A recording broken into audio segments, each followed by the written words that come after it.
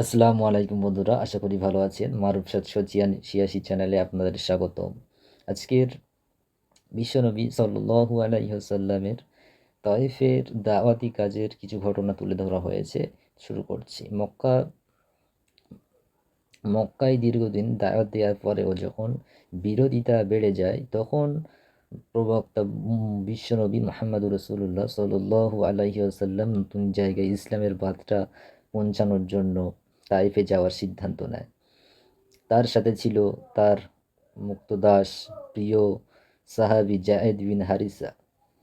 তারপর তারা তায়েফ শহরে প্রভাবশালী নেতার কাছে ইসলামী দাওয়াত পেশ করেন।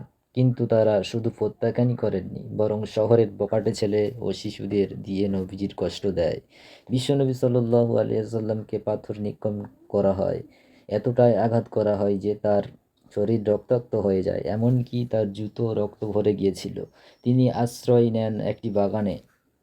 সেখানে তিনি আল্লাহর কাছে একটি বিখ্যাত দোয়া করেন, যেখানে তিনি নিজের দুর্বলতা এবং অসহায়ত্ব প্রকাশ করেন, কিন্তু কখনো তার উম্মতদের জন্য বদদোয়া করেননি। বিশ্বনবী সাল্লাল্লাহু আলাইহি ওয়াসাল্লাম এ সময় আল্লাহ তাআলা ফেরেশতা পাঠিয়েছিলেন।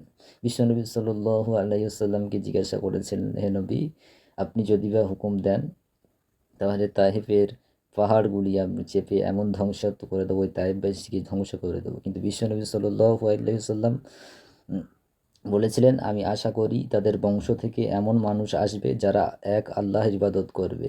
এখান থেকে শিক্ষা কি? এই ঘটনা আমাদের শিখিয়েছে ধৈর্য ও সহনশীলতা সর্বোচ্চ উদাহরণ।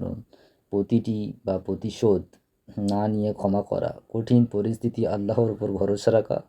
তাইফের ঘটনা আমাদের দেখায় কষ্ট যতই বড়ই হোক, মহান চরিত্র ও ধৈর্য মানুষকে সবচেয়ে উঁচু মর্যাদায় পৌঁছান। আল্লাহ তাআলা আমাদেরকে সঠিক বুঝ দান করুন। আমিন।